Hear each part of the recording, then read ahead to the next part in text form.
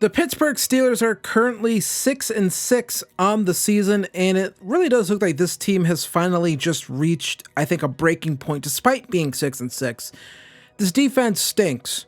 Simple as that. The defense stinks. It's not very good. It's overpaid. It's probably overrated. Probably overrated even here in Madden. It's not a very good defense in real life. They can't stop the run. They give up passes over the middle of the field constantly. Mike Tomlin refuses to make any sorts of actual changes when it comes to coaching, his staff, everything. Steelers fans seem somewhat fed up. There are people out there in the media who probably think Mike Tomlin could pick up a job anywhere he wanted if he were to get fired. The idea of Mike Tomlin getting fired it's not comprehensible. It's incomprehensible.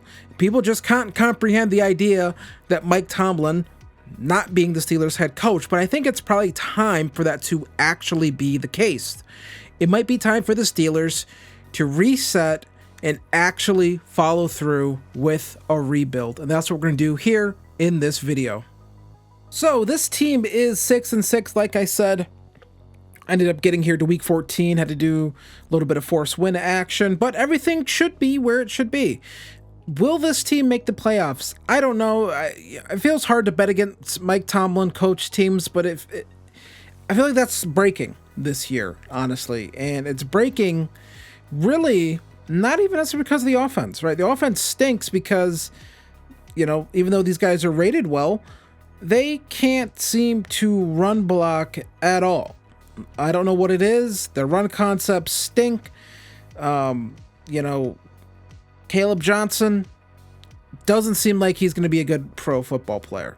That's just what it is. It seems like he doesn't have the vision or the athleticism to be a good pro football player. The passing game doesn't go over the middle of the field. That also might be one of those Mike Tomlin things. I don't know. The defense looks great in a video game. In real life, it has not been good. Cam Hayward has been not very good.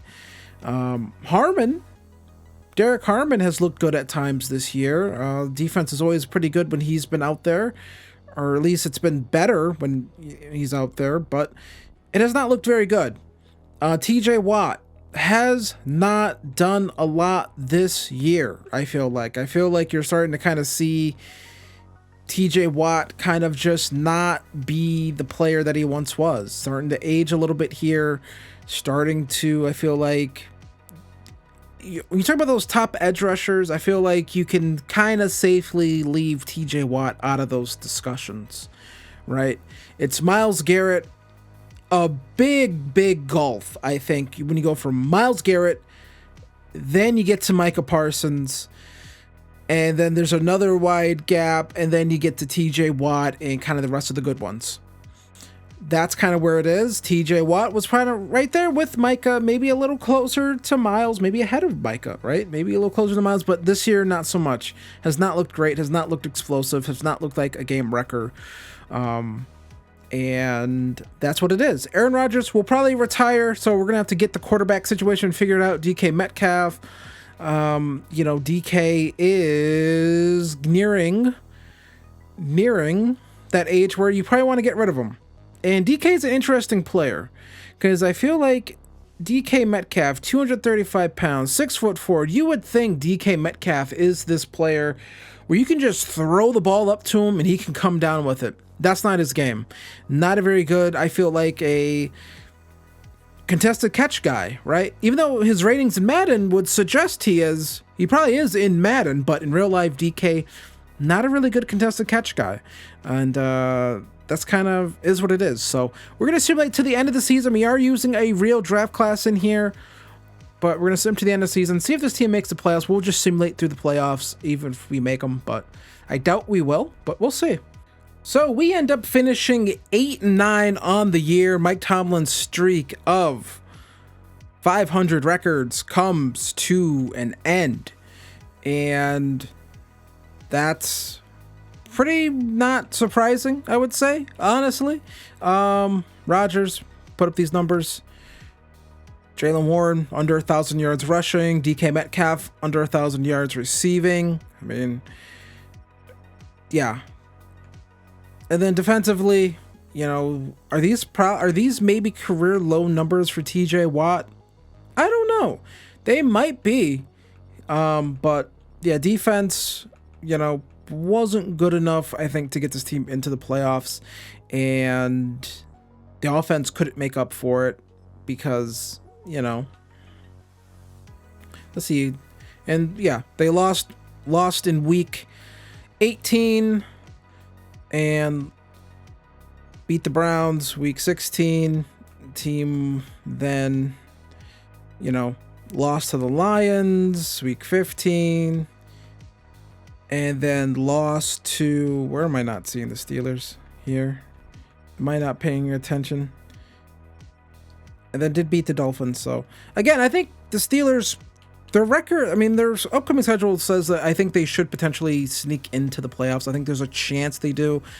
I don't think they do anything after that, but Derek Harmon's going to get 5 upgrade points here. We're going to spend these because Derek Harmon is going to be, I think, a key cornerstone piece of this defense as we move through this franchise, as we move through this rebuild. I think Derek Harmon is going to be kind of a building block, if you will, of the next generation of Steelers defenders that we hope can get to the Super Bowl and win, right? Because I feel like some of these other guys on here are kind of leftovers from the Killer Bees era of the Steelers, and that's an era that's over. That's an era that's done. That's an era that we don't talk about anymore because it ended in such failure. So ended up going 8-9. Take a look at the mock draft real quick, and Raiders there. And there we go. So we end up having the 13th pick in the draft, and all the quarterbacks that we would want would potentially be off the board. Are we going to draft a quarterback for sure? I'm not 100% certain that we will, but it's 100% possible that we draft a quarterback here. Dante Moore projected to fall all the way there to 30. If Dante Moore is there, we are going to take him. I have yet to do a rebuild where I have gotten to draft Dante Moore because the Giants keep taking quarterbacks and stuff. So let's get into the offseason and see where we go from here. So we have 3 retirements, those being Aaron Rodgers, Cameron Hayward, and Darius Slay. So 3 players all out of here. 3 glaring holes on this roster now at corner, at quarterback, and defensive tackle. I would argue those are probably 3 of the 4 or 5 most important positions in all of football in my opinion. So we're gonna have to fill those holes. Not sure how we're gonna do it, but we'll try to figure something out. So we are here with re-signings, and there's a bunch of 30-year-olds, 31-year-olds who want to be re-signed, or not want to be re-signed, but who are expecting to be re-signed here, and we're not going to do it. We're not going to do it. Broderick Jones will accept the option, but, the rest of these guys, we're just not going to bring back. This team is old. It's old, and it's old. We will bring back Calvin Austin just for depth. We're going to need some people to play receiver, obviously, but that's going to be it. The rest of these guys go to the retirement home, I would say. It's what I would tell these guys to do. And we're going to advance on, and we're going to get to free agency, but not before we start making a couple trades here on this team. Like I said, it's time to tear this thing down and potentially start to rebuild this team from the ground up. So we're going to make a trade. We are trading TJ Watt to the Washington Commanders. Goodbye, TJ. We are going to jump all the way up to number 3 in the draft. That is the 3rd overall pick. We get a 5th and a 4 next year as well. Could have gotten more, probably, but TJ Watt is a little bit older, probably is now in that range where he could retire at any year, right? Once you get to 30, if you retire, no one's really all that shocked by it. So we are going to acquire a pick the number 3 pick in the draft. What does that allow us to do? Well, that is going to allow us to get into here, look at these mock drafts, and mock draft, now, they were projecting to take Caleb Downs. Maybe the commander said, we don't really want to take a safety here at 3 in the draft, and we're fine with trading out of the first round because we get TJ Watt. We get to get a elite edge player, and we get to, you know, quarterback was hurt, so we get to reset right there. Go for it. What we do is we jump in front of the Cleveland Browns. The Titans aren't going to take a quarterback, which means the Raiders will likely take Mendoza, which means we now jump in front of the Browns, who were going to take Dante Moore. I don't know what the Browns do now. Maybe they take Lenore Sellers, but we now jump in front of them. And yeah, so let's get into free agency, and still might have a couple more trades I'm going to try to do. We'll see what happens from here. All right, we're going to make another trade here. It's going to be DK Metcalf for Luther Burden. We're going to get younger at receiver and acquire a 4th round pick. We can't do it because of cap restrictions. Okay, what's the cap restriction? They have to add in another player that can do whatever. So, I mean, let's see. Yeah, give me Roschon Johnson as well.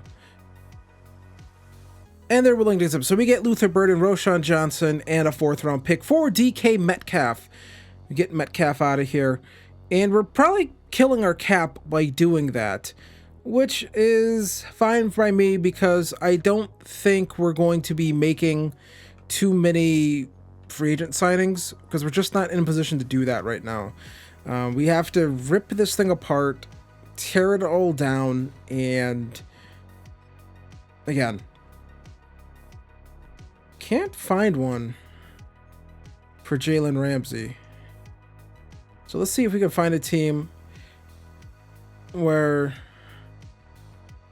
see if we can find a situation to trade Jalen Ramsey to. He's still very good.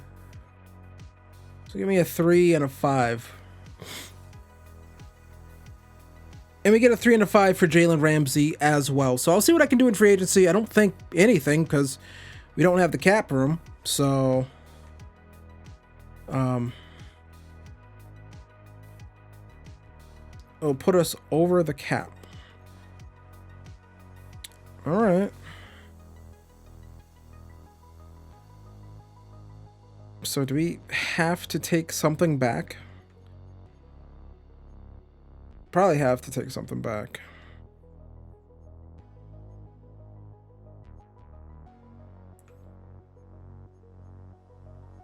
So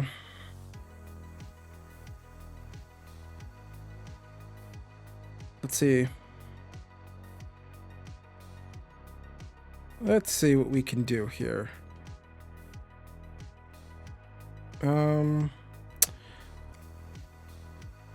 I can't find anything, so maybe we'll hold on to Jalen Ramsey. So we didn't sign anyone in free agency. We don't have money, so it's on to the draft. We don't have money. I'm not going to kick too much money down the road. I'll open up some money. Maybe there's some guys we can sign when we get to, you know, the off season, and we can kind of do that sort of free agency where we just sign guys to 1-year deals. But start of the draft, top of the draft is the Titans, and they're going to go with Ruben Bain Jr. Now it's the Raiders. They're going to take Fernando Mendoza, and that is going to leave us in the position to take our quarterback for the first time on this channel. We get to take Dante Moore. Not sure why that says Iowa. Little mistake right there. But we are going to take Dante Moore. He is going to be the man here in Pittsburgh. Has been sensational at Oregon. Lots of rumors he might go back to school, that he might stay. But I think anytime you have a shot to be one of a top 5 pick in the NFL draft, I think you take it. You can only hurt yourself. I think you take that shot, because I want to be shocked if Oregon is going to go get that cool quarterback from Cal whose name I cannot pronounce. So we take Dante Moore, and we still have our own first round pick. I didn't trade that pick. Maybe that's unrealistic. Maybe you would actually give the Commanders that pick, but maybe the Commanders didn't want it, right? I don't know, right? Maybe the only way we would trade them TJ Watt is if we got the third pick in the draft. That's the only way we would part with that. And yeah, so let's get in here and make our actual true selection here. And who is it gonna be? Who is it gonna be? And we're looking around here. Lots of good players on the board. There's some good receivers here. Some good edge players. We could use a new edge player, but we're going to go with a new middle linebacker. We've drafted him, I believe, in our Cowboys rebuild, but it's going to be Anthony Hill Jr. We're going to go get him, and I think this is a very easy pick to make. Great player, great athlete, and I think it's an upgrade over Patrick Queen, who I think has been terrible in real life. In Madden, he's still rated very highly, but here, he's going to be rated pretty good for us. So let's go.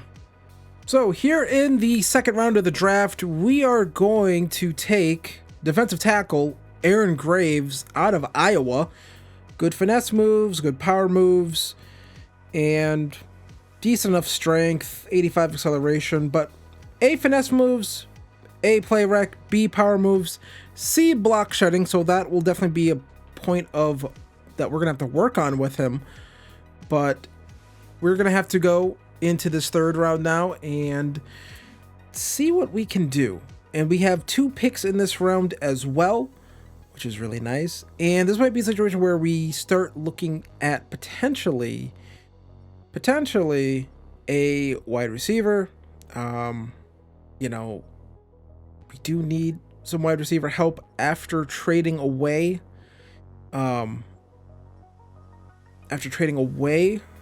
our receiver, which was DK Metcalf. I'm not sure, I'm blanking on the name, but we're going to take Zachariah Branch here. He is sitting here in this round, 5'10".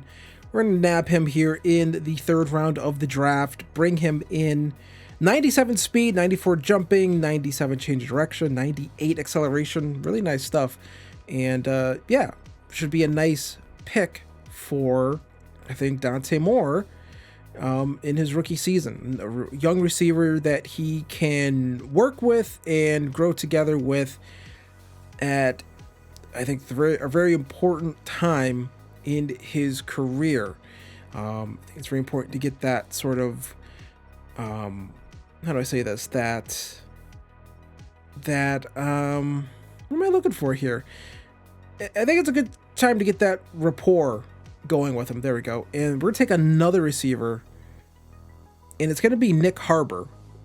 Hashtag Harbor.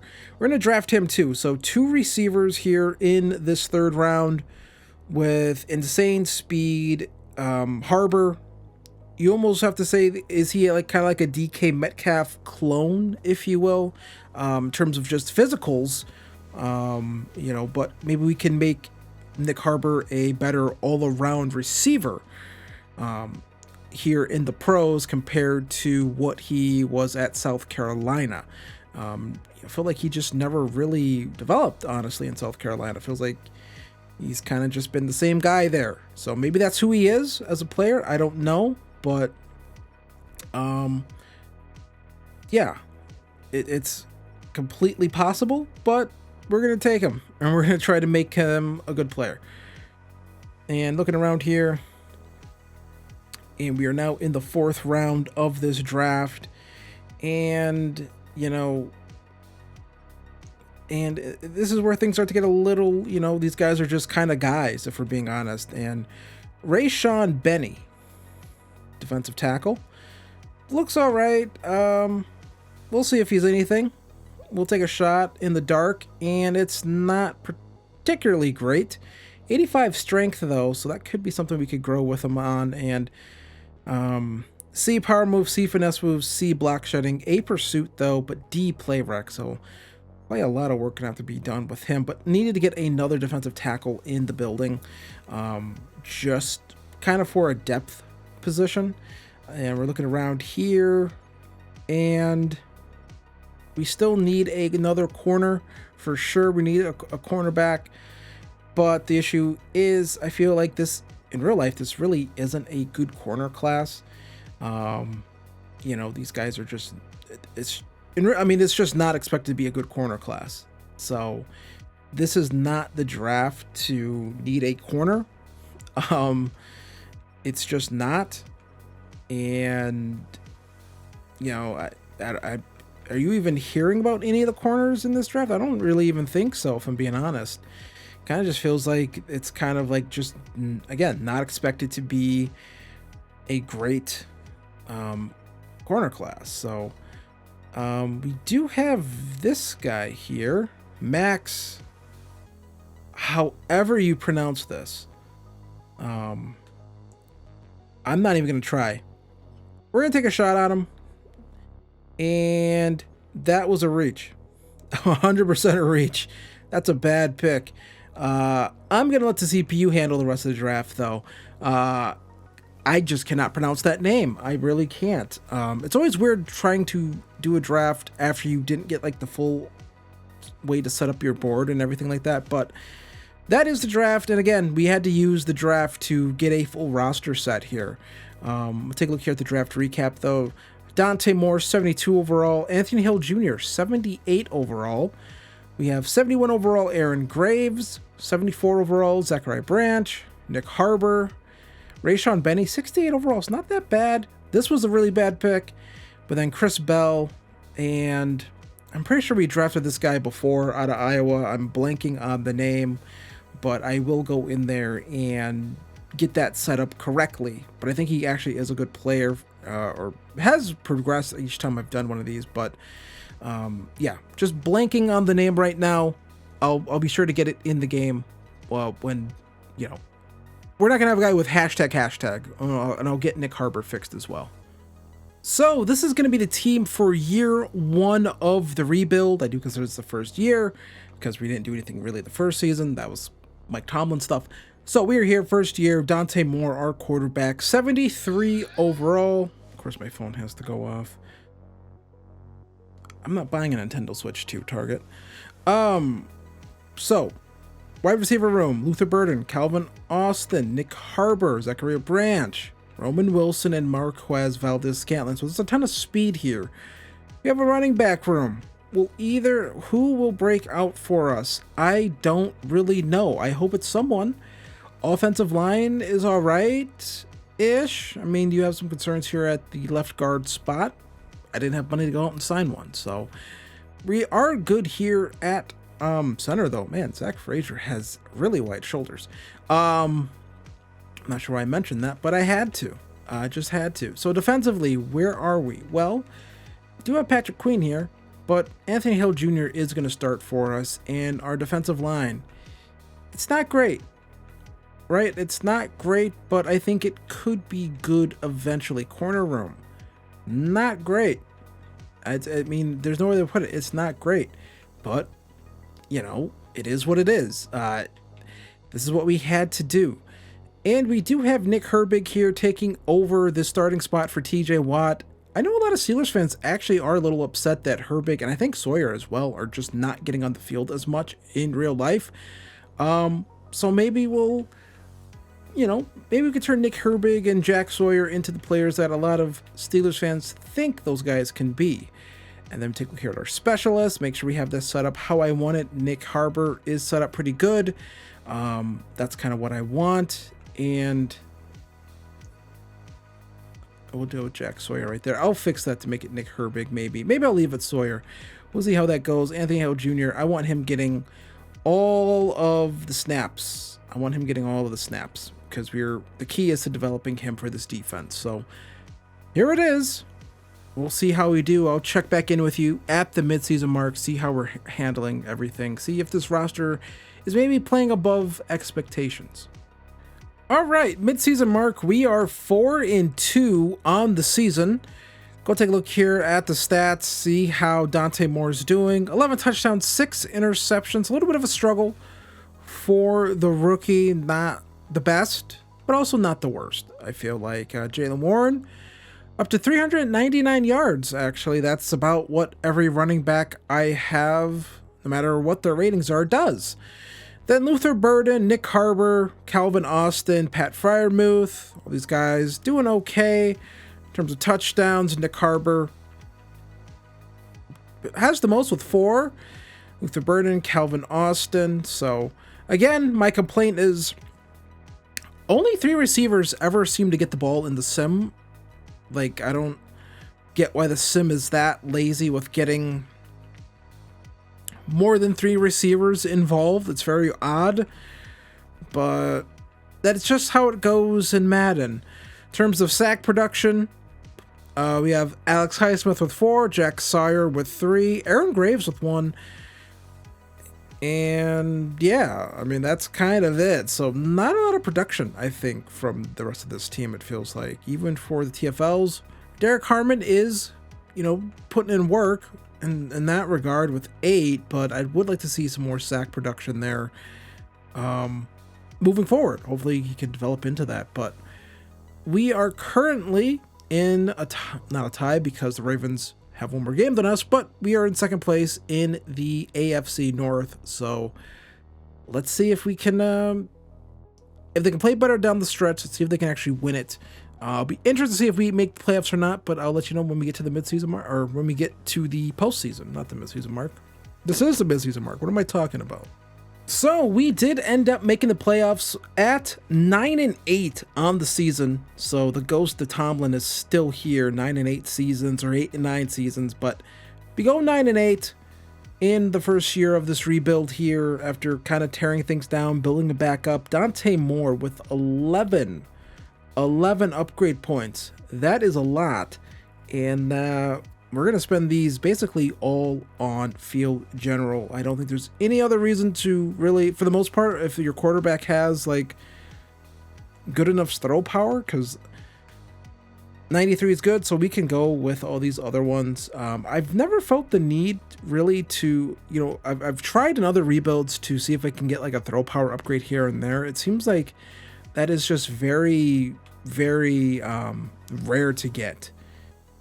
Even though it says top skills, throw power, deep accuracy, medium accuracy, we are going to do a little bit of strong arm just to get his deep accuracy up.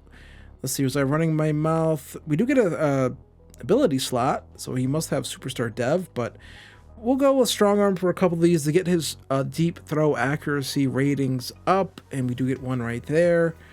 We'll get another one right here, I'm assuming, right? And we do get that. And we'll probably finish off with a couple more field general upgrades for him. Another throw accuracy deep.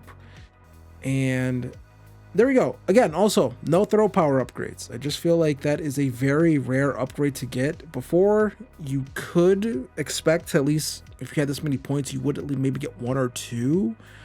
But that's just kind of not the case right now. We'll do another strong arm upgrade. See if we can get another deep throw accuracy upgrade for Dante Moore. And we get +2 throw under pressure. We're going to go one more strong arm for him. He is up to an 87 overall now, closing out his first season. And we do get throw accuracy deep, +3 throw under pressure, throw accuracy short, +2 throw in the run, and +3 play action. So an 87 overall here to close out his first season. Ratings look good. No throw power upgrade. I'm a little disappointed by that.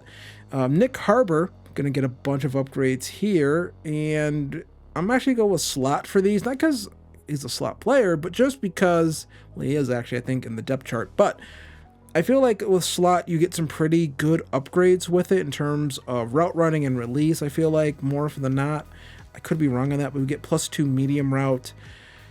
I'm going to go with slot again. That did make him not a scheme fit, which is fine. +3 catch in traffic, deep route, short route. Again, like I said, very weird stuff here with it. And we'll go back to playmaker here as well. We get a bunch of upgrades for that, and we get +3 catch in traffic, +2 short route, +2 release as the key upgrades here in that upgrade.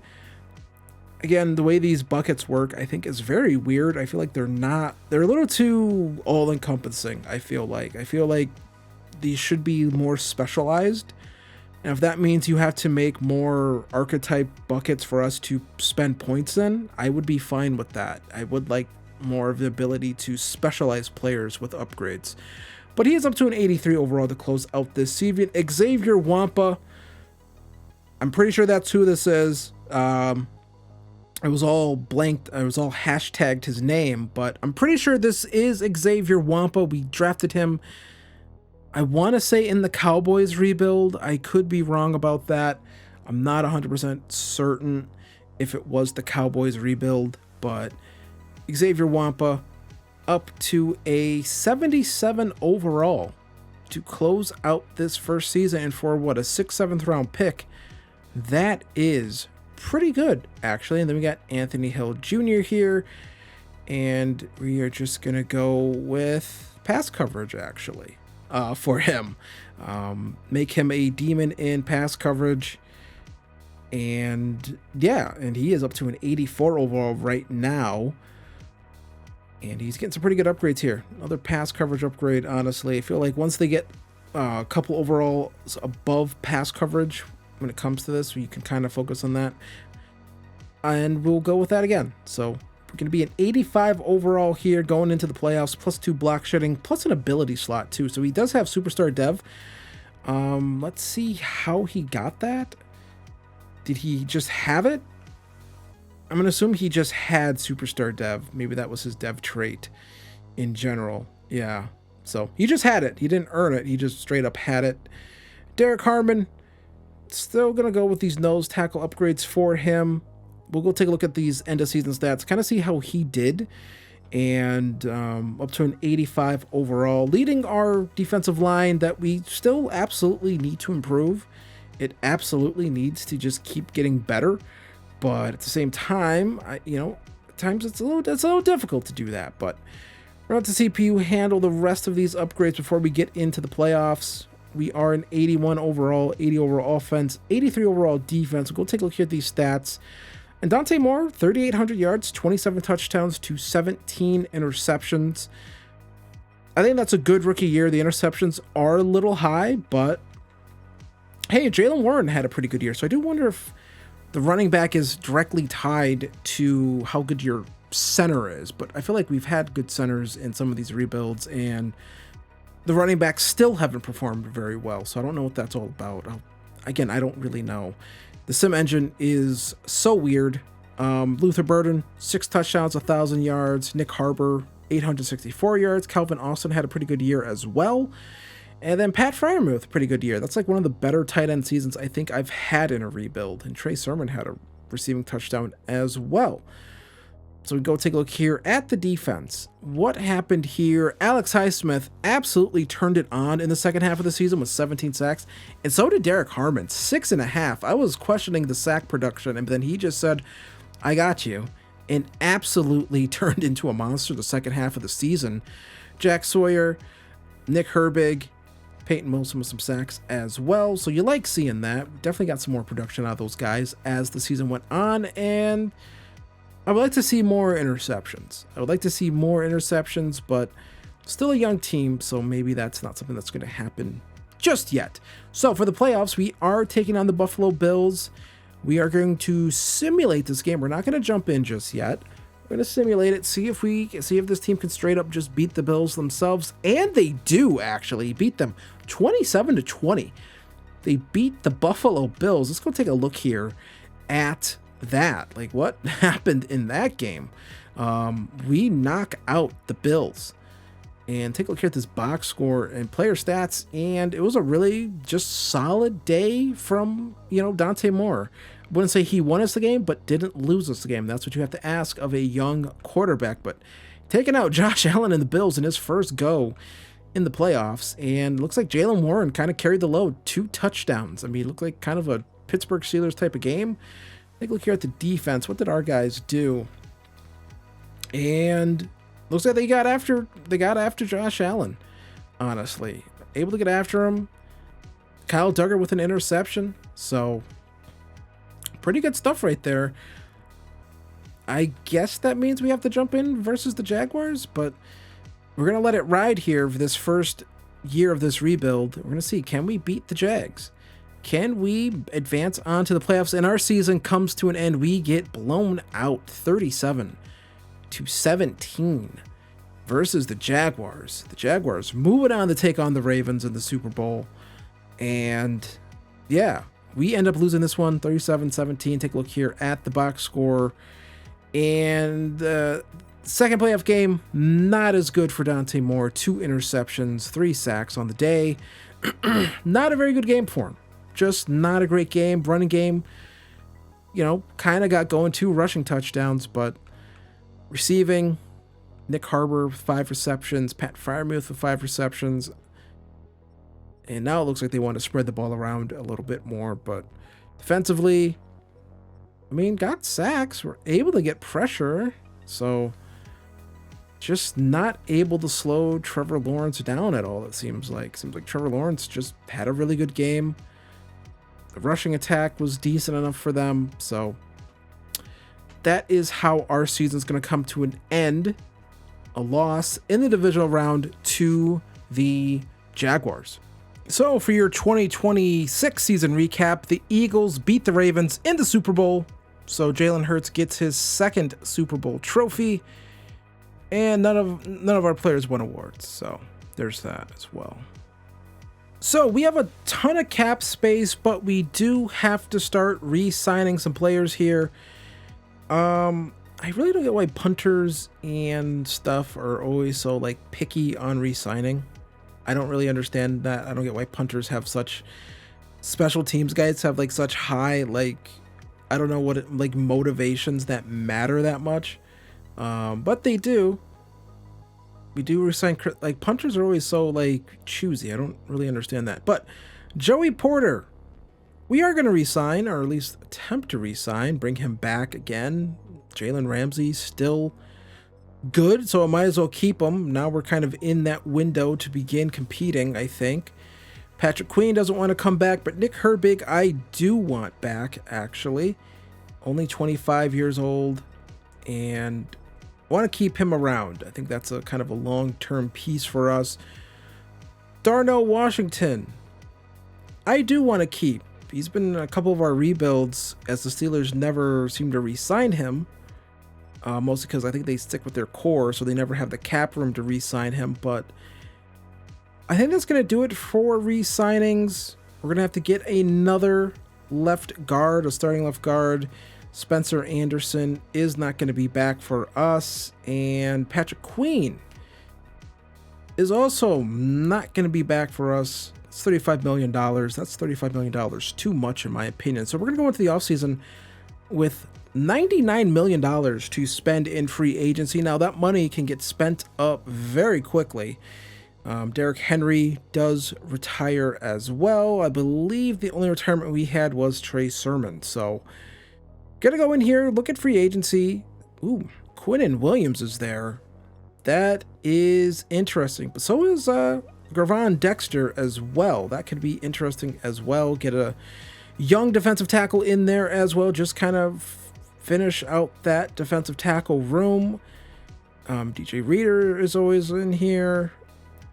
We would get younger with that, and that would allow us, I think, to maybe target something else in the draft if we really, really want to. But yeah, Isaac Siumalo, wasn't he already on our roster? I think I let him walk because he was old. So we're not going to re-sign him. We're going to look for a guard. But we want to find someone who's a little bit younger. If we can't, maybe we'll have to target someone in the draft. Sean Ryan, Ben Barch. Maybe if we could find a decent enough one of these guys, a center we can move. Again, just looking around, trying to find someone here who is somewhat younger that we can kind of just get in there and let them, kind of set it and forget it. And this Cyrus Torrance kind of looks like the guy I want here. Looks like he has good run block ratings. I would like him. We're going to offer him some money. And he is a right guard, but he would play left guard for us. That is kind of the idea with bringing him in. So there's that. Now, there are edge players here. We could go out here, bring in some more edge guys, but we're fine with the edge depth we have, so we don't have to do that. Defensive tackle, though, that is where we have a really interesting decision. Do we go out here, get Quinnen Williams? He is 29 years old, but he would be really good for us. But Gervon Dexter, I feel like, isn't too far off of him as a player. And he's 4 years younger, and he has a little bit more interest in signing with us. We could give him a 4-year deal, pay him a bunch of money, and I think we could get the inside track on getting Gervon Dexter to come to Pittsburgh. So we're gonna need another. Inside linebacker, and who is that gonna be? Patrick Queen. He's not interested in being with us anymore. He doesn't want to be a Pittsburgh Steeler anymore, which is fine. That's fine by me. And we're going to look around here, and this might be a situation where we do go out in the draft and kind of find that next player for us, because I'm not seeing anything I particularly like here. We'll see if we can bring in Owen Papo just to kind of be a guy. Weak inside linebacker, we're good there, so I don't think we have to go out there and do that. I think Sam is another position where, could throw Peyton Wilson over there, actually. So, actually, this isn't a terrible idea to just go out here. Let's sign D. Winters, pay him some money. This gives us depth at that kind of position, and then corner. Now, Carrington Valentine actually looks not bad, and that would give us another corner on this team. And let's see if we can get Carrington Valentine as well. So we are all targeted up here. So I walk you through what I'm doing here in free agency. Let's see what happens after this first evaluation period. And we get Gervon Dexter. We get Carrington Valentine, we get Osiris Torrance, and we get Owen Papa. Why am I drawing blank on the other guy that we tried signing? I think it was that weak inside linebacker, actually, that we wanted. He did not sign with us unless he was not part of that 100, which, no, he was not. So, and he ends up going to the Patriots. So that's a little disappointing. I did want to actually get him because I did like the idea of bringing in some weak inside linebackers. And Demarion Overshown, we're going to see if we can go get him.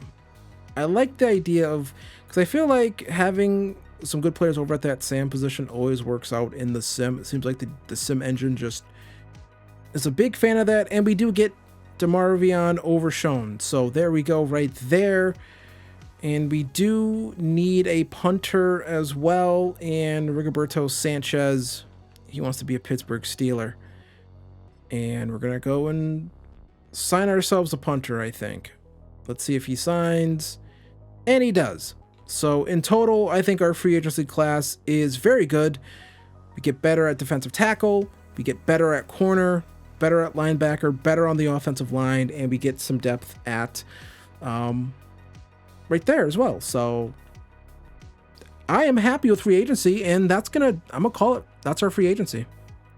So before we get into the draft, we are expected to take, at least what the mock draft says, is that we will take a left guard. Now, we just signed a guard, Osiris Torrance. That is going to be our left guard moving forward. So that's probably not going to happen. What I want to do is I want to get one last piece on this defensive line. And that piece, in my opinion, is Amari Washington. I think that is the player that I want to go out and target again. He does not have great finesse moves, which is fine. C to F power moves. He actually doesn't look that good at all. So what the hell do I want him for? Maybe I'm wrong here. Maybe we don't want Amari Washington. I did set him as a focus player. The other defensive tackle that looks pretty good is Murad Watson out of Texas. So we would have to either trade up with the Tampa Bay Buccaneers to get that or we'd have to jump them entirely, but I don't know. We're going to go and see if we can maybe work a trade here and get to that pick. I would like to get that pick, and I would like to get that player, just because I want to get one last piece on that defensive line. It makes sense why they would want to draft that player as well, but maybe they can take Amari Washington, right? Maybe they can just take him. And I think that's fair. So they should give me this pick. We would trade them R1 and a 3. So that's pick 27. So I think a 3rd round pick is enough of a compensation for that. And they want a little bit more. All right. Our later 4. I'm not giving you a 99. Okay, maybe they want 99. So 91 and 99 for pick 27 for pick 19. Is that fair enough? Oh, we're right there. I don't want to give them 99. What if I give you 3 next year? Okay, so they were a little more moved by pick 99. What if you throw in a 6 to kind of set it over the top here? And they accept the trade. They're okay with that. So they get 3 additional picks. We swap first rounders. I assume that's fair. But I don't know. I'm sure someone will tell me that's not fair. I'm sure someone will tell me that. But I want to look at my scouts. Prospects, we did focus scout a couple players. One of them was at defensive tackle, Amari Washington, and he is a round 2 to 3 pick. Watson is a round 1 to 2 talent, so I think that was the right move to make. We did look at some safeties here, and Matthew Bailey as well is a round 2 to 3 talent, so maybe we'll come back to get him. KP Price is a round 3 to 4 talent. He will go on the board as well. So let's get into the draft. Now, I don't know in real life if this is how the draft board is going to play out, but as of right now, if I'm correct, the Jets would have 3 first-round picks in this draft. The Vikings have a pick. They're going to take Jeremiah Smith with the first pick in the draft. Let's see what the Jets do, and this is going to be Ty Simpson. I'm just interested to see what the Jets do with all of these picks, and the Commanders take Dylan Stewart, so I guess the trade for TJ Watt did not work out for him. The Giants, they go Julian Sayin, so I guess things have not worked out with Jackson Dart. Colin Simmons goes to the Falcons, which gives them a ton of edge rushers. The 49ers take Jaden Jackson, defensive tackle. Then the Broncos take Leonard Moore. The Raiders, they move up the draft board a little bit. They take a cornerback there. And I just want to see all of the Jets picks. And Jordan Seaton goes to the Titans, so I'm sure Cam Ward will be happy about that. And then the Jets take Caleb Lomu, which means one of those tackles that they have in real life must not be working out for him or something. Because unless they maybe think one of those guys is a guard, or they think Lomu's a guard, I don't know. There's the Bears, so I guess maybe the pick for the trade for DK Metcalf didn't work out in their favor. And they take a corner in Kelly Jones. This is the draft where you probably want to need a corner. We don't need any corners because we kind of have them all. Honestly, we have who we want. And the Browns get Dylan Raiola because we jumped up in front of them and took Dante Moore. So they get Dylan Raiola in the following year's draft. So we're going to make our selection here. Ryan Williams goes off the board. There's still some interesting wide receivers here.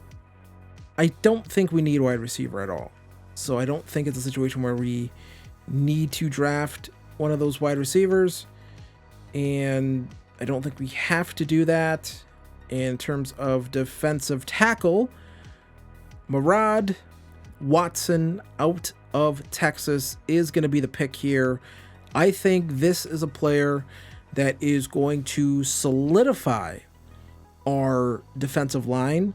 I think he is going to kind of just be that final piece for the defensive line that will, I think, make it a truly stout unit. And yeah, I'm happy with the pick. Let's send to our next user pick here. Kind of just see what we can do there. See what's on the board. And Boo Carter goes off the board. That was a player that I was kind of interested in. I have not been able to draft Boo Carter yet in any of these rebuilds. Just because he keeps like getting taken before us. So there's Arch Manning in this draft class as well. We'll take a look here around these guys, and Ashton Stamps does have that,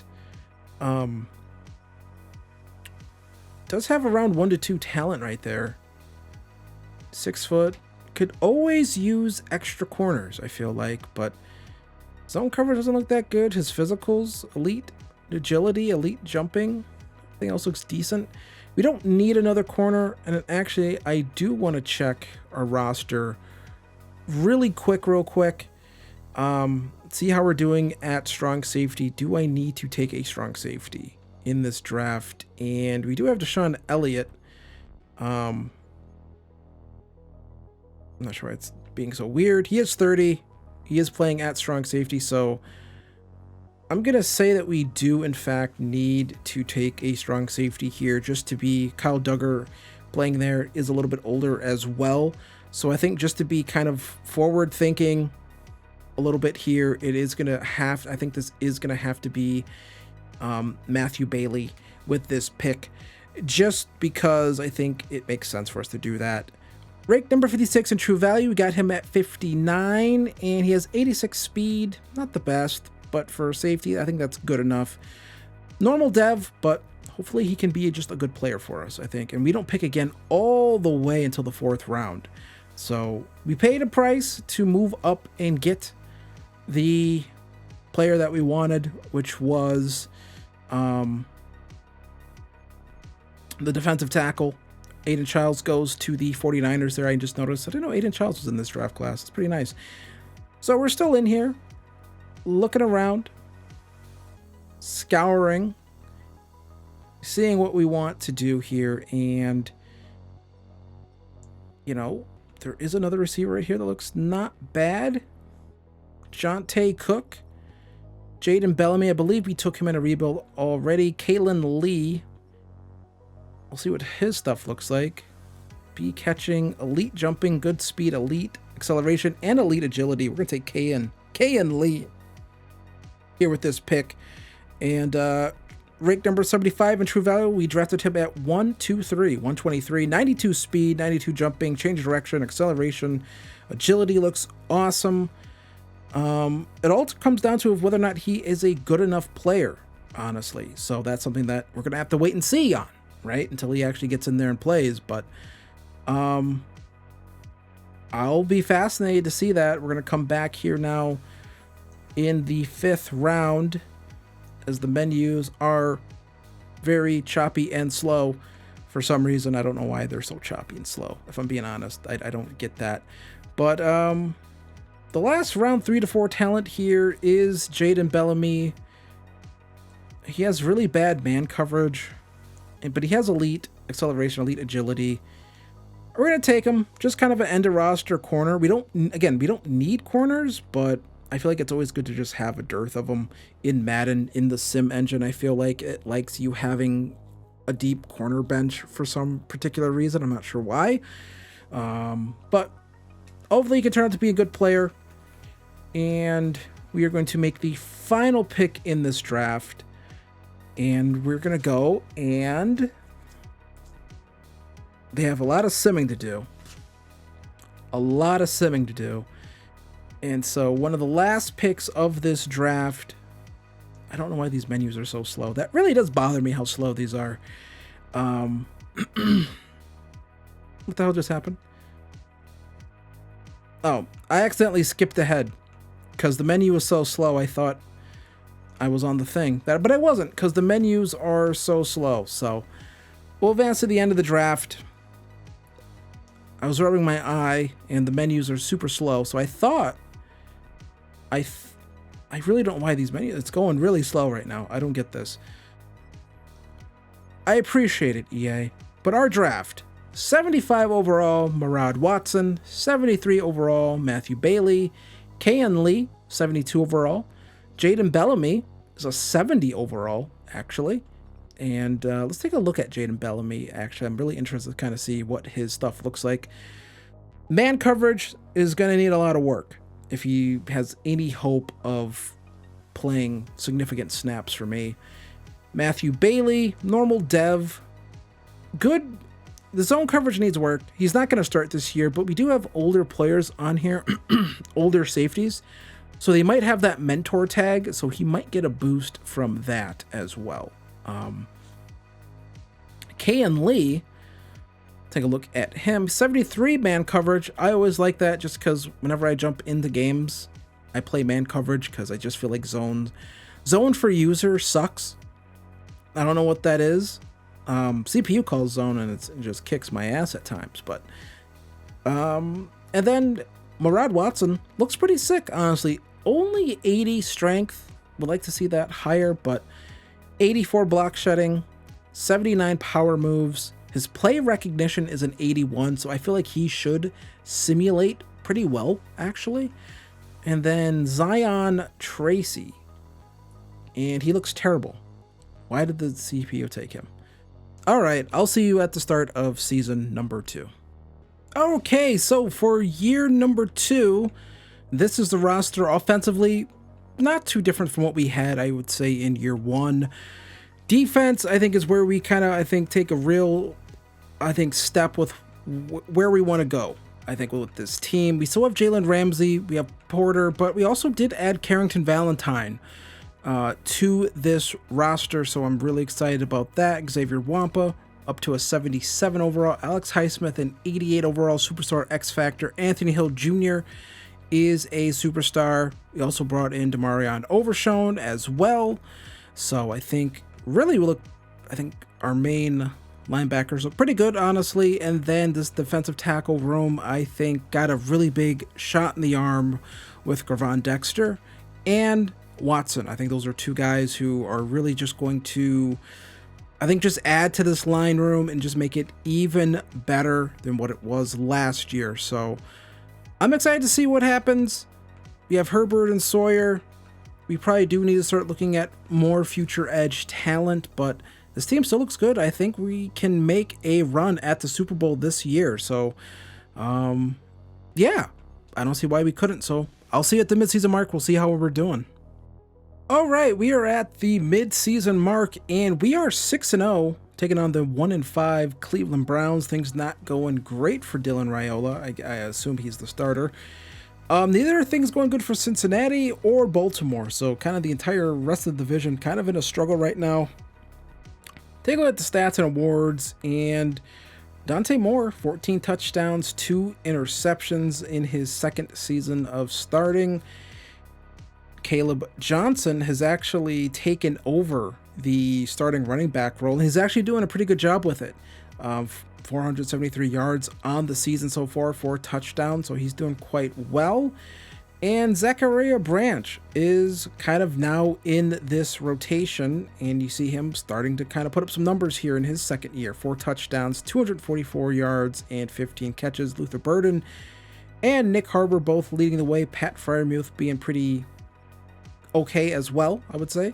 Nothing great, nothing too crazy. And then defensively, this is where I'm really interested to see how we're looking. Alex Highsmith, 6 sacks. Peyton Wilson, 4 sacks. Demarion Overshone, 3 sacks. Derek Harmon, 3 sacks. 2.5 for Nick Herbig, 1 for Anthony Hill, and Gravon Dexter with a half a sack as well. I feel like he'll be pretty good for us whenever we actually jump into a game. But Jalen Ramsey, 4 interceptions. Anthony Hill and Xavier Wampa with 1 as well. So pretty good stuff right there. Defense playing well, offense playing well.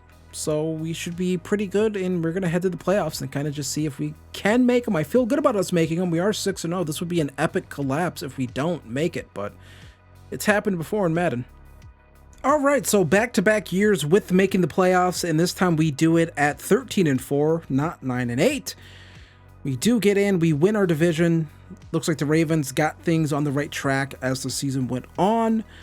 And we lose out on the number 1 seed to the Jaguars, who finished with a 14-3 record. So let's go take a look at the stats. Dante Moore, almost 4,000 yards passing, 29 touchdowns to 8 interceptions on the season.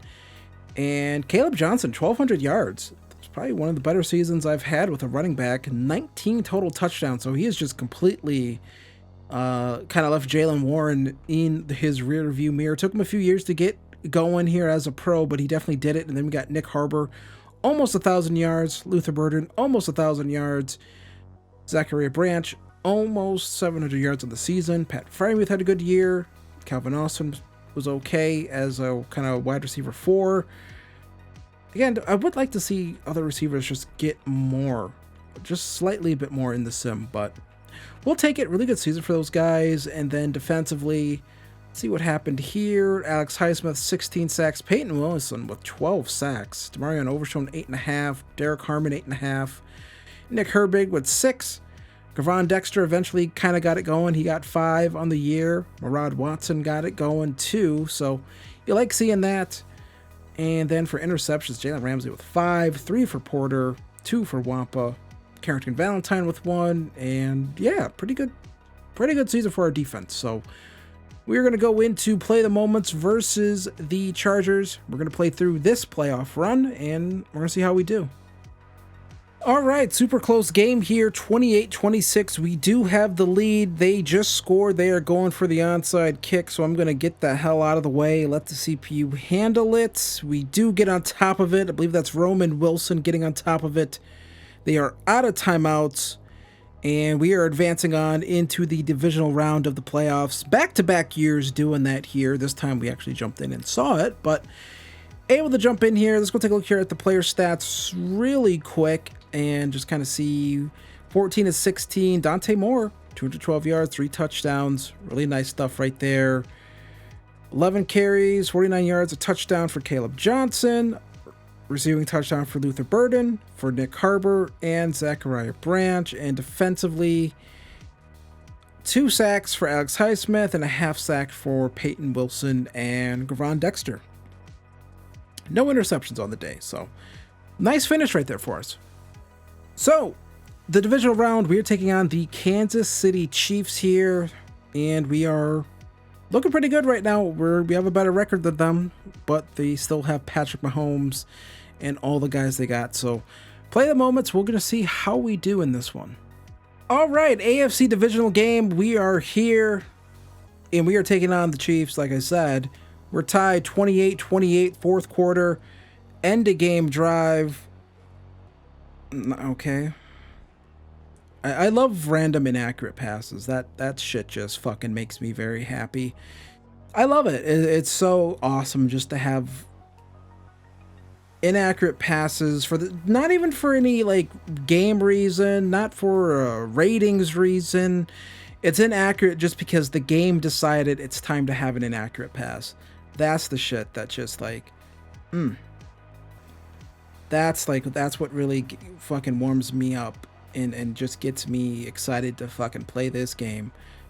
Truly some amazing game design choices by EA. Oh my goodness, that was terrible. Almost had too many guys open right there, and could not make a decision. But we don't need to get a touchdown here. I would like to get one though. What's up with, why are these all high?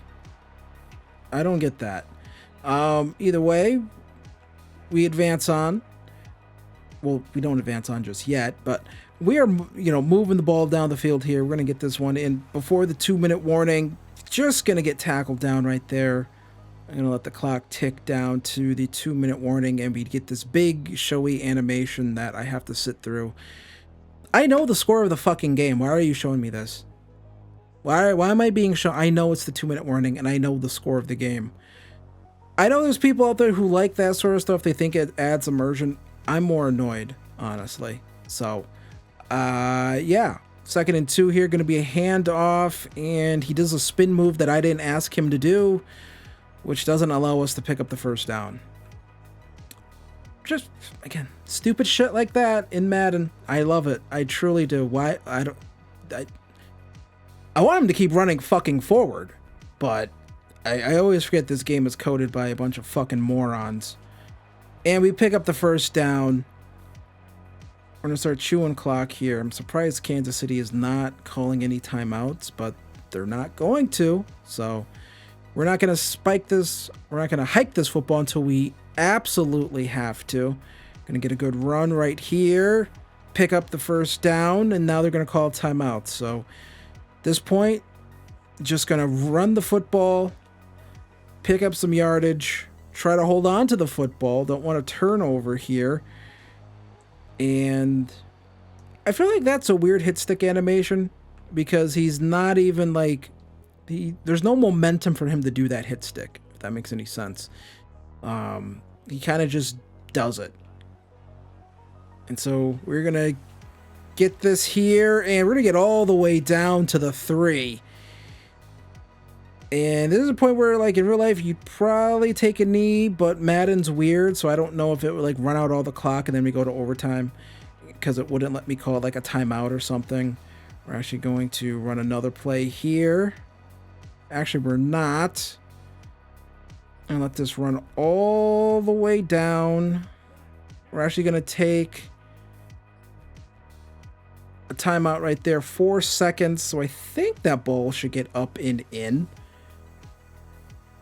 I don't see why it wouldn't. Boswell should make this kick up and good. And they're going to have one shot at this here. So we are going to kick this off.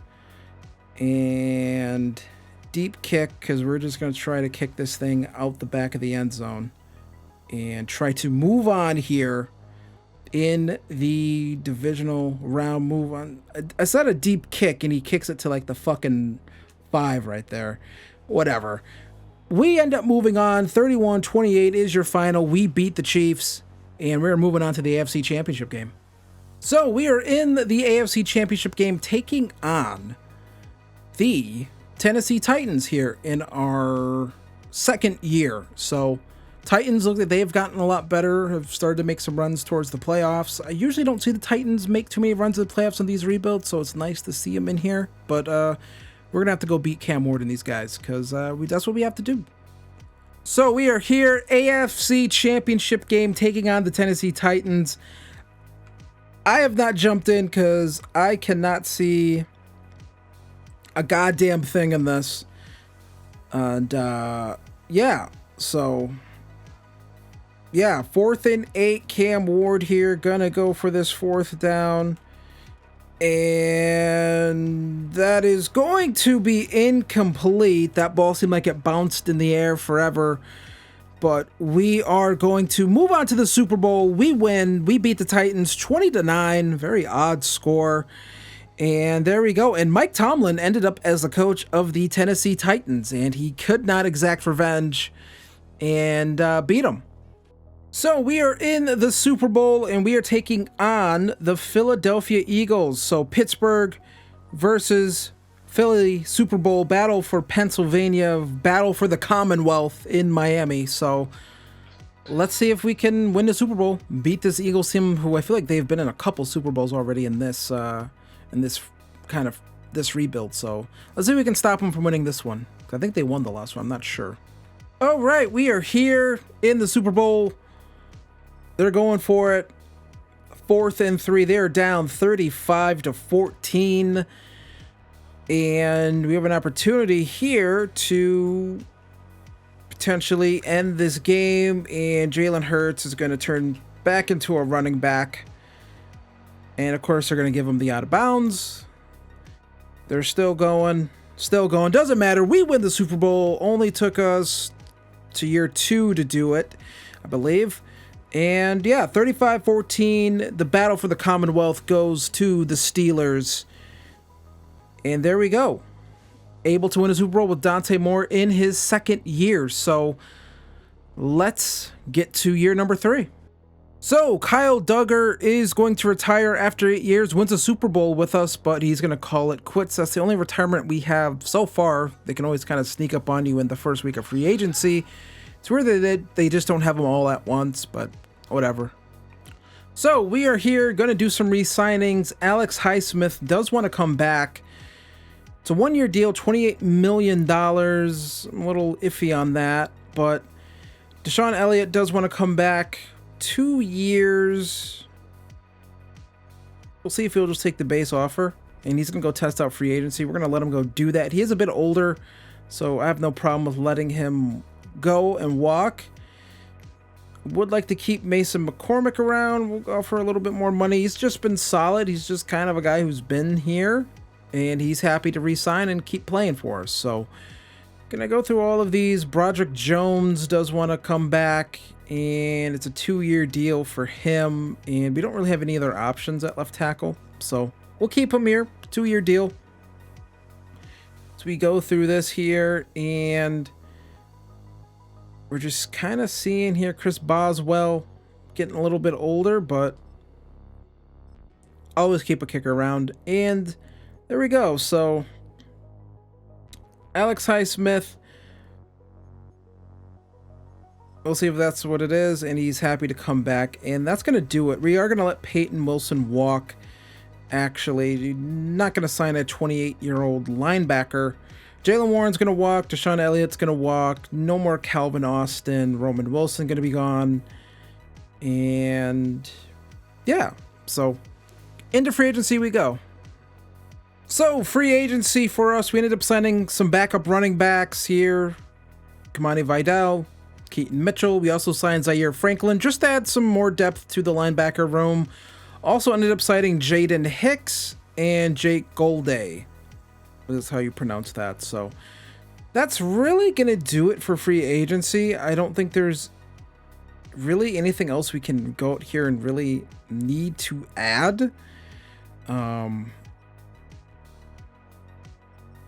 Yeah, so I don't really think there's any more players that we can add, if I'm going to be entirely honest. You seem pretty good here. Adonai Mitchell would be kind of a fun little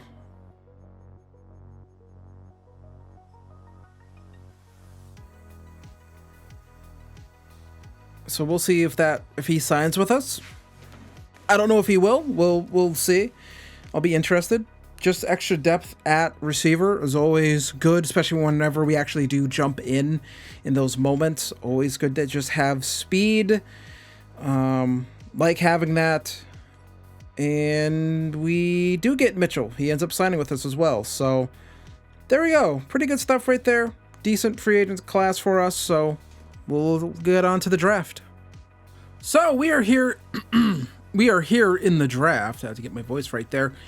And we're down to really 2 players. We have Thurman Gates here. He has terrible finesse moves, great block shedding, great power moves, great tackle. Okay athlete, great strength. We also have, but we do have these 2 tight ends that look really interesting, but Terrell Breston looks absolutely awesome. Elite speed, elite jumping, elite change of direction, great agility, elite acceleration, good strength. This seems like a no-brainer pick here at this point. You just kind of take this best player available, and it was him. He was ranked number 15 in true value, and we drafted him at 32. Doesn't have hidden dev, but he looks really awesome. So yeah, looks pretty awesome. I like it. So we're going to skip to our next user pick here in the 2nd round. Then we're going to let the CPU handle the rest of the draft. Just going to make the first 2 picks here and just kind of let the CPU handle all the rest. So is there any of the favorites that I had left? Nope, they're all gone. So take a look around here, see if there's any players that we like. And really, honestly, at this point, it feels like no. If I'm being entirely honest. Again, I like. He looks, he has great speed, elite agility, good everything else. A zone coverage, actually. We'll take Cam Foreman. We'll take a shot on him and see if he's any good. And he does have hidden dev, 88 speed, 91 acceleration. So pretty good pick right there. Honestly, kind of just picking in the dark, honestly, with that one. So we're going to let the CPU handle the rest of the draft, and I'll see you up for the recap. So our third pick of the draft here, I did stay in and decided to take this pick myself, and it ended up being not a bad one. Xavier Ingram, 90 speed, 79 strength, 90 acceleration. Running back. I normally don't draft running backs, because there's just so many like decent ones you can find, but it looks pretty interesting, so we'll see how he works out for us. So here we are in our draft recap, and Terrell Preston is a 70. What does that say? Hold on. 76 overall, normal dev player, but 89 speed, 92 catching. Or that's being played up for team morale. Has to work on the route running, of course, but I think as a physical prospect is pretty interesting. I don't know if he'll start this year, but, you know, he doesn't really need to. Cam Foreman, linebacker that we took in the second round. Decent enough zone coverage for a rookie. Has gonna have to work on that play rec, but again, we're not asking him to play right away, so it's kind of fine right now. And Xavier Ingram, running back, hidden dev, 90 speed, 90 acceleration, ball carrier vision is an 83. Bunch of good other stuff. I'm not sure why he's rated so lowly. Maybe it's the break tackle or something. I don't know. Maybe it's the blocking ones and other stuff like that. But he looks pretty good. So I'm kind of interested to see what he's able to turn into. And then they took another running back, Peter Thomas. He is a 68 overall, not a hidden dev. And Addison Fox, right tackle, is a normal dev player as well. So that's the draft class. I'll see you for the start of season 3. So here we go, year number 3. Here's the team. It's really not that different from last year's team. It's basically the same, nothing too different here. The only addition is Adonai Mitchell. Nick Harbor takes over as the number 1 receiver on this team. Caleb Johnson goes up to superstar. That's pretty nice. Defensively, I think we look pretty good here. Jack Sawyer has taken over that left edge position. We're still pretty good here at safety, if we're being honest. Again, I think we're really good over there at safety. And we're good at corner still. I mean, Jalen Ramsey is holding on. I don't know if he'll continue to hold on as good as he's been, but he's been holding on. And he's still good. And he's still really, really useful for us. So that's a positive right there, that he's been able to hold on even as he's gotten older. He's really having a really good career being able to hold on. So there's the team. I'll see you just at the playoffs. Not gonna do any midseason mark. Now we're just going straight to the playoffs, and we'll see how we do. All right, so we made the playoffs at 17-0. Completely dominated our division, probably. Well, because we beat them all. Browns get in at 9-8, so it looks like things are going pretty good with Dylan Raiola. I don't think they advanced in the playoffs, but we'll take a look at the stats and awards. And Dante Moore, 5,400 yards, 47 touchdowns, 1 interception, an all-time season. Caleb Johnson, almost 1,000 yards rushing. Probably didn't get that simply for the fact that Dante Moore is out here just putting up freakish numbers. And then Nick Harbor, 1,400 yards. Luther Burden, 1,300 yards. Zachariah Branch, 1,200 yards. Pat Freiermuth, 600 yards. Caleb Johnson still had 1,000 all-purpose yards. 591 receiving yards. Terrell Preston with only 10 receptions on the season, but again, was not expecting him to get a whole lot of work this season. And then defensively, how did things go? Well, Alex Highsmith, 12 sacks and 9.5 for Gavon Dexter Sr. Nick Herbig with 9 sacks. Derek Harmon with 8 sacks, 4.5. Jack Sawyer with 4.5. All in all, pretty good production here from our pass rushers. And then 5 interceptions for Anthony Hill Jr., 5 interceptions for Jalen Ramsey, 3 for Joey Porter, 2 for Demarion Overshone, 2 for Xavier Wampa, 2 for Matthew Bailey, as well as he begins to really come into his own as a player. But so far, things are looking pretty good here in this rebuild, so we're going to advance on here, see if we can beat the Dolphins in the playoffs. So we beat the Dolphins 35-24, taking on the Bills here now. And we're going to do our weekly strategies real quick here, just get through this. And then we are going to just simulate that game, see if we can get past the Bills. And then on to the Super Bowl. I'll jump in, do the play to moments for that. But we got some more upgrades to do here. And let's see what we got. And just a couple guys. Nothing too serious. And we're just going to advance here this time and see if we can win. I cut the last time because I wanted to cut. My throat got dry.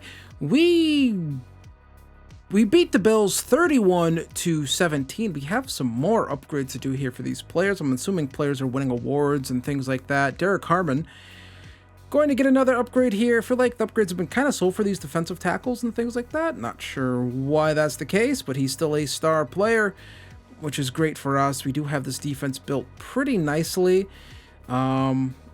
So we're taking on the Giants in this upcoming Super Bowl here. So we'll go in, play the moments, and try to get out of here. We have some more upgrades. So this might be for awards or maybe players getting upgraded, things like that. And it looks like Dante Moore goes up to a Superstar X Factor here as we're coming down the home stretch of this rebuild. I've already won a Super Bowl with him, so now we're going for 2 here, and he's up to an X Factor, which is pretty nice. Anthony Hill Jr. also finally went up to an X Factor himself as well. Feel like that's kind of been a long time coming. Both of our first round picks for the first draft, both getting those X Factors. That is super important in their third years, and he has run stuffer. I actually would kind of prefer Zone Hawk, so we're gonna go with Zone Hawk. So there we go. So gonna take on the Giants, 9-8. The Giants really do like making the Super Bowl with 9 wins on the season, so we'll see if we can beat the Giants, and we'll see you in the play the moments. All right. We are in the Super Bowl here, up 24-17. I don't know why they call them 3-3-5, I've noticed. But we are here in the Super Bowl, taking on the Giants. It's raining. And there we go. A little bit of pressure right there. Forces a throwaway. They probably don't have to go all out on the run game or on the passing game just yet. But we're going to try to get some pressure. And it's classic Madden where you never get the pressure. You just never get the fucking pressure. It's Madden. What do you expect? Do you want you want to pressure the quarterback? Come on, but think about it. There's a guy who plays comp who would be really upset if he got sacked more than once or twice a game. Don't you realize that? I should realize that. I should quit being a fucking moron, and I should fucking realize that, look, what if a guy who plays comp has a bad time playing this game? And I should stop being greedy and expect the game to just kind of work for everyone, I'm the asshole here. And we blow that play up. Cam Scatterboo is going to lose 4 on that. And we're going to try to bring some more pressure here. 2 minute, wasn't it just the 2-minute timeout? Was it not just the 2-minute timeout, or these assholes call a timeout? Thanks for showing me a replay of something that just happened. Appreciate that. Gonna come back again. Gonna try to get some pressure on him. See if we can try to end this. I'd like a strip. I think a strip sack would be perfect here. And nope. Can't get a strip sack because it's Madden. So we're just gonna keep trying to play zone. Why am I trying to play zone? What am I doing? I should know zones don't work. And they get another run right there, so they're just gonna, I guess, just take time off the clock.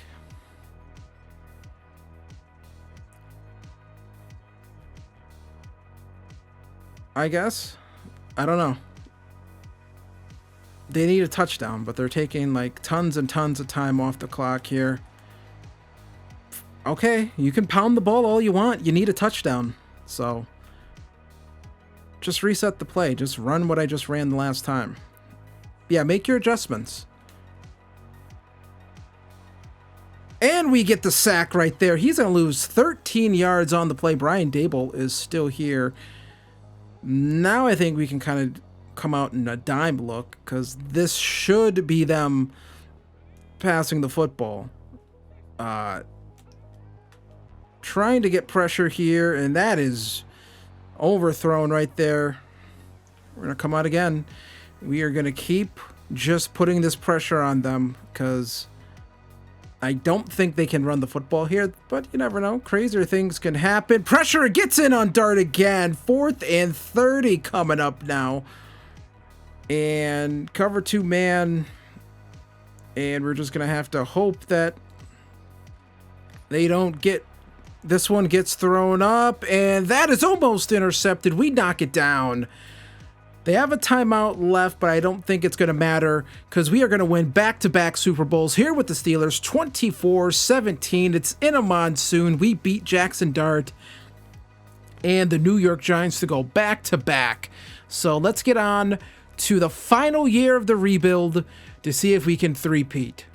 All right, so we are here in not free agency, but time to kind of accept these players' options as they enter their 4th year. Anthony Hill Jr., Dante Moore, absolutely going to accept those options. Now, Caleb Johnson, he wants a new contract. I'm inclined to give it to him. He's been awesome, and we're going to keep him. He's developed into a player. I questioned if he would. Now, Luther Burden, he kind of does want to be out of here. I'm not necessarily sure why. I mean, he's been good for us. Let's see. He thinks free agency is going to be better for him in the long run. And that might be true. Boy.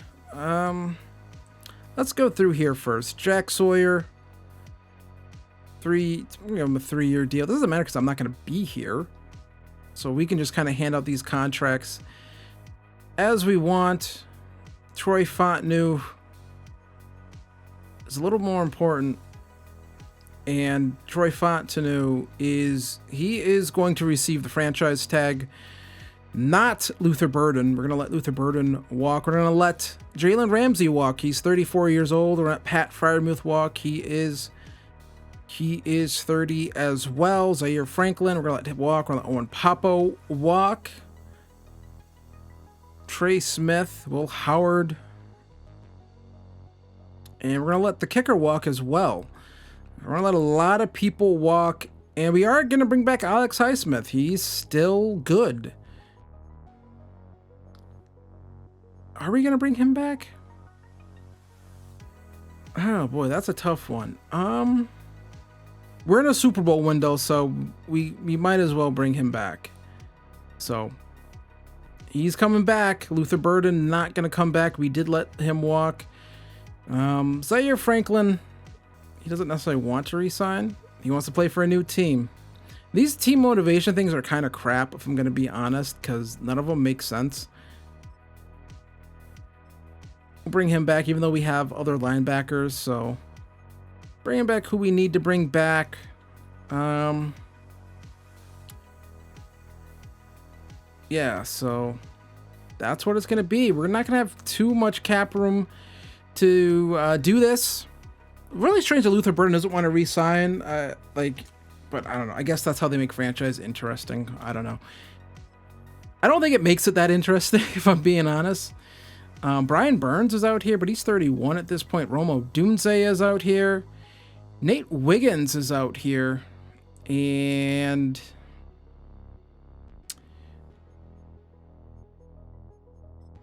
let's see. That would be the one free agent signing we make. We will need another wide receiver. And we can't sign him yet. We have Nick Harbor and other guys, so it's not the biggest deal.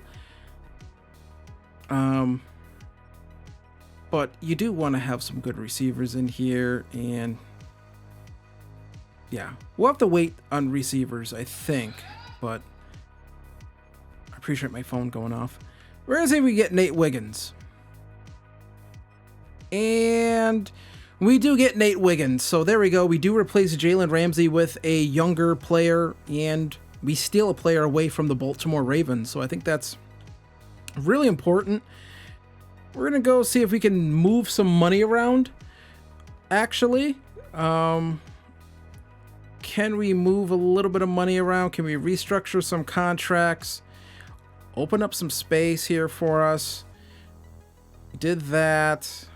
Gavon Dexter, we can move this around. Again, you can just move money around in the NFL. Carrington Valentine, we're going to move some money around there.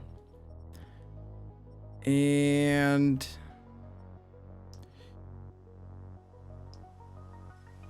move some more money around.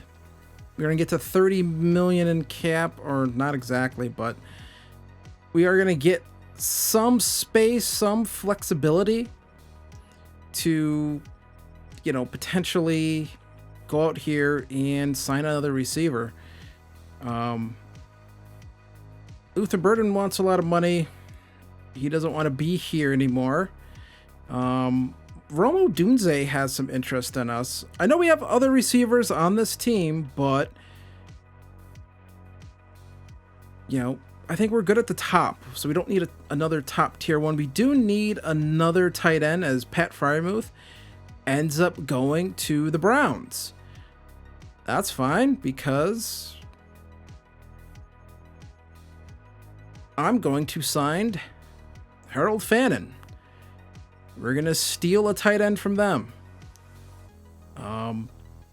So let's see if Fannin signs with us. And he does. So we get Harold Fannin. So we get a new starting tight end. Luther Burden goes there. He's not getting too many offers, but we just need to go find, I think, just one more cheap wide receiver. That might be Alec Ailmanor. He doesn't have any interest. I'm not sure why. Let's go see who has the most interest. Elijah Moore has a ton of interest. Isaac Tesla has interest, and we're going to offer him a 3-year deal. And we're going to see if we get Isaac Tesla. I like saying his name like that. And we do get Isaac Tesla. So there we go. We add in another wide receiver. And those are our 3 signings. We get Nate Wiggins, Harold Fannin, and Isaac Tesla. So I think those are 3 really good signings. Those are signings we needed to make. And I think I know we're done with free agency. On to the final draft. All right, so we do end up making a trade. It's going to be Fontenot and our 2030 first round pick heading to the Jets for Spencer Fanu and a 2029 7th and a 2030 7th. He is basically, Fanu was in a logjam with a bunch of other players. So we are going to acquire we're going to acquire a new right tackle, bring him in, kind of, and hope we can re-sign him. Well, actually not, because I won't be here, but I think that's a pretty good trade right there that we were able to make. Now, we could go out here, use that extra cap room, and potentially play around in free agency, try to find another, another edge player, but I don't think we need to actually do that. We're actually going to go after Cameron Dicker. We will look at maybe for some edge depth.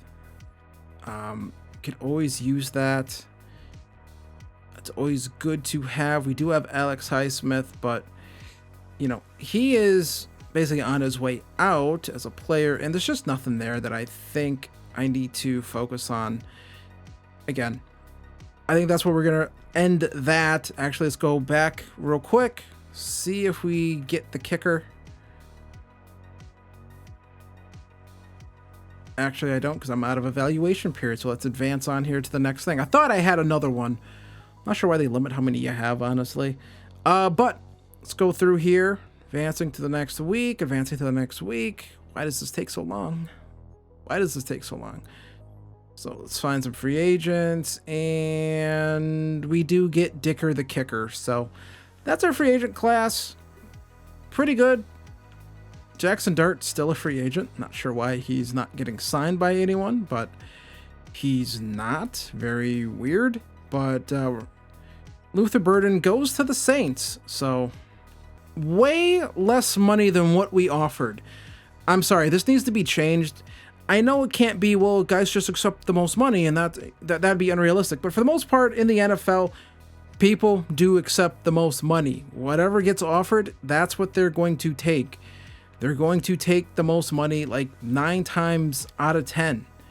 They're not going to sit here and screw around and take less money for whatever weird reason EA has come up with. That is really stupid and very annoying. That's just not how these things work. Yeah.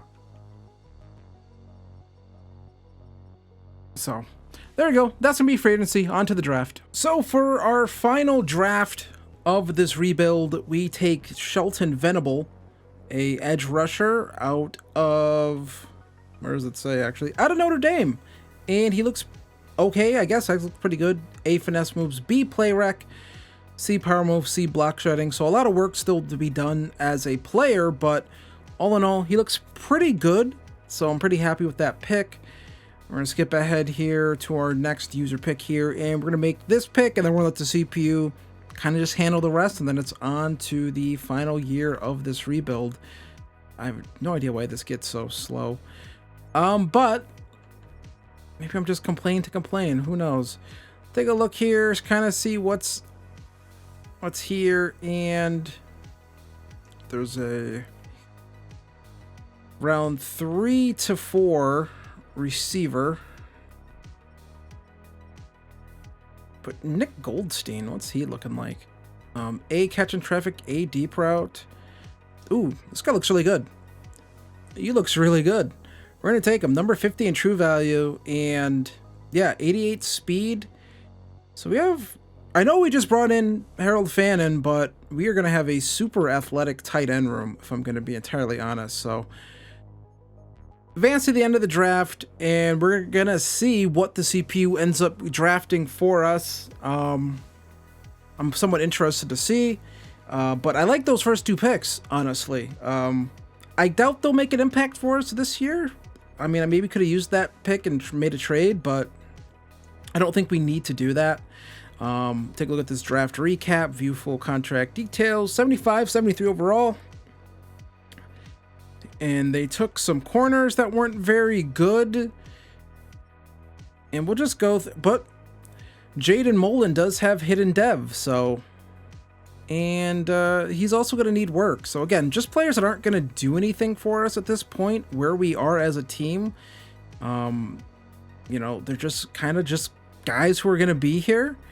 And yeah, but I do like Venable and I do like Goldstein. So I think those are 2 good picks. So on to the final year. All right, final year of the rebuild, year number 4. We have won back-to-back Super Bowls, and we have Dante Moore here. Again, team not too different from what it was. We are missing Luther Burden, who decided not to re-sign with us. That's fine. We have excellent players in Nick Harper, Zachariah Branch, Isaac Tesla, Adai Mitchell, and Chris Bell down here. Offensive line looks really good. We have a new player here who is a 85 overall, looking pretty good for us if I'm being honest. So all of this looks really good. Offensive line looks really good. Defense, the missing guy for the most part is not having Jalen Ramsey, as he still is playing, decided to go to the Dolphins to finish out his career, I'm assuming. Defensive line looks good. We have Jack Sawyer here. We still have Highsmith, Anthony Hill Jr. up to a superstar X Factor. Linebackers all look good. Everything here looks really good. So we are going to go on, just go straight to the playoffs, see if we make it. We should make it, but we're going to see if we do. So check back for that. All right, so we made the playoffs at 13-4. Jets made it at 12-5, and the Chargers go 14-3, and that is going to get them the #1 seed. And we're taking on the Kansas City Chiefs. We're going to take a quick look at the stats and awards. And Dante Moore, 45 touchdowns, 8 interceptions on the year. We got Caleb Johnson, only 745 rushing yards on the season. And Isaac Tesla absolutely killed it in the slot, I guess, this year. Terrell Preston had a really good year as the lead tight end. Harold Fannin, who we brought in, didn't get anything because I have to keep remembering that I always build these teams as if I'm going to play the games where I like having multiple good tight ends just because there's lots of two tight end sets that I like to run. But Alex Highsmith's still really good, 17 sacks. Nick Herbig, 13.5. Gavon Dexter, Derek Harmon, Jack Sawyer, Demarion Overshone, all getting sacks and things like that, playing very well. We're going to see Nate Wiggins, 4 interceptions, 3 for Carrington Valentine, Overshone 2, and a bunch of stuff right there. So all looks really good. So let's see if we can beat the Chiefs. Can we beat Patrick Mahomes in the playoffs? We're going to advance here. This could be the video right here. If we don't do it, we do. We move on to the next round of the playoffs to take on the New York Jets. We're going to do our weekly strategy stuff. This is all boring, so I'll see when I'm done with it. All right, I actually had to pee, but we're going to advance on here now. And here we go. Do we beat the Jets? Do we beat the Jets? Do we beat the Jets? Do we beat the Jets? We do beat the Jets. We advance on. The Chargers, despite getting a #1 seed, do not advance to the AFC Championship game. They lose. Hold on. Why does it keep resetting this? This is really annoying. I don't need injured players to heal because we don't have injuries on. So I'm not sure why it keeps wanting to do that. I guess because they think that helps me or something. I don't know. Full pads, no point in not doing full pads, honestly. So we're going to advance on here. You're going to see what we get. And we get some more upgrades for these players, which is very important.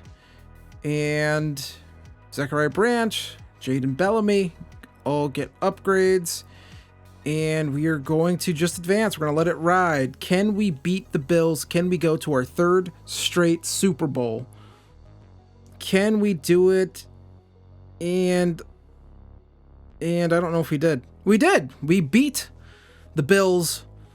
And we're going to take on the Packers. If you remember, the Steelers, last time they were in a Super Bowl, they lost to the Packers. I love how this always turns out. I really love how it always turns out in this super weird kind of poetic way with these rebuilds, it feels like. It's just the last team Aaron Rodgers played for, which is the team that he beat in the Super Bowl, is who we are facing to close out this rebuild with. So, weekly strategy, and did it do the thing again where it keeps putting injured players heal? Why does it like that ability so much? Very weird stuff. We're going to come in here. 4-3 play sheet. We do not want that one. We're going to go hit him at the line play sheet, actually. We're going to go batches o blitzes play sheet. And we're going to go with that. I actually do like 4-2-5, but we're going to go with dime, actually. This doesn't matter too much, just kind of when I'm in the game. And we have 2 move the chain, so I don't know if those like all stack. I think they stack. I'm not 100% sure, honestly. I think I've heard from someone the coach abilities do stack, so maybe they stack. I don't know for sure.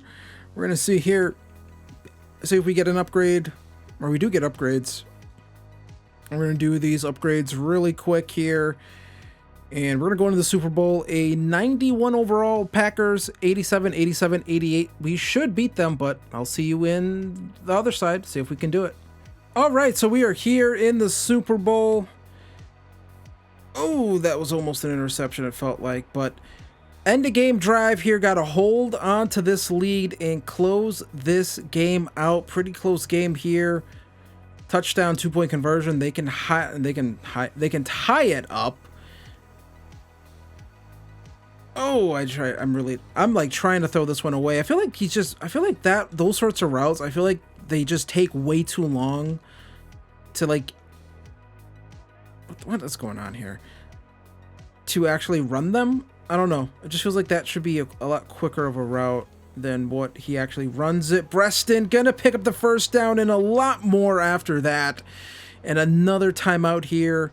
Breston, I can tell, would be a fun player if I was actually, like, you know, doing an actual franchise with him, but instead we don't. I feel like him and Fannin would make a really fun tight end room.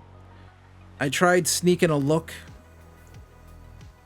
at the receivers on that play, but a field goal here, I think, would pretty much still end the game, but you definitely want to try to get a touchdown. We're going to throw this one up to Tesla, and Tesla into the end zone he goes. I'm sure the Packers are used to facing Isaac Tesla from, you know, when he was on the Detroit Lions, but you see Dante Moore walking off the field with a little bit of swag here because he knows that this thing is about to come to an end. 2-minute warning. I really love that they always bring you onto the field when the 2-minute warning happens. But 4th and inches here. I mean, the Packers are going to need a lot of things to go their way to make this happen for them. Jordan Love gonna miss the throw. He misses Jaden Reed. And that is probably going to do it right here. Big field goal kick. And we actually don't have to kick the field goal, but we're going to kick it anyways, just to be disrespectful. This one's up and away. Dicker, the kicker, makes the kick, makes it 24-6 right there. And that is going to do it for this rebuild. We are going to win another Super Bowl, 3 in a row, once again. We just keep building dynasties here on the channel. This time with the Steelers, a new dynasty here in Pittsburgh. Just had to move on from the Mike Tomlin era of doing things, get the next head coach in here, and Dante Moore is a 3-time Super Bowl champion. And 3 Super Bowls in 4 years is pretty impressive, honestly. I don't think anyone else has ever done that. I can't think of anyone who's done that. But we do get another Super Bowl. We get another upgrade here for Jaden Molden. He goes up to a 76 overall, so we do have some good young players here, and he must have superstars. So we have a ton of just young players, even though I think this team actually is about to take a step back, just because, you know, there's so many mouths to feed, so many players that have to be paid. It's going to be very difficult to do kind of all of that at once. You know, that's kind of the issue when you do hit in the draft and you do hit so many good players in one draft. You know, you don't get to keep all of them because they're going to come up. And TJ Watt does retire with the Commanders, actually. He stayed there the entire time. But one last bit of upgrades. I'm going to take a look here at this final team. Just going to auto do all of those upgrades. And I'm going to take a look here at the lineup. And yeah, generate the lineup. Here's the team, and it looks pretty good, honestly. Offensive line, again, it really does feel like these offensive linemen just don't get enough dev points. It feels like they don't get enough upgrade points. They don't upgrade enough in the base game for whatever reason. I don't know what that is. It does feel like you have to like change that yourself. But yeah, Dante Moore worked out great for us. Caleb Johnson, who I was kind of dogging at the start of this video, ends up being great. Nick Harbor, Zachary Branch, both were great. They put up great numbers. Somehow never got dev traits, but yet Isaac Tesla gets a dev trait upgrade. So I don't understand that. Defense looks awesome.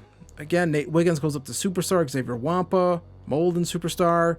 Joey Porter loses his dev trait. Those other corners we drafted never really developed into anything just because there was other guys playing ahead of them, right? Carrington Valentine, Joey Porter, Jalen Ramsey for so long, and then Nate Wiggins this year that we drafted. Derek Harmon has progressed pretty well. Gavon Dexter.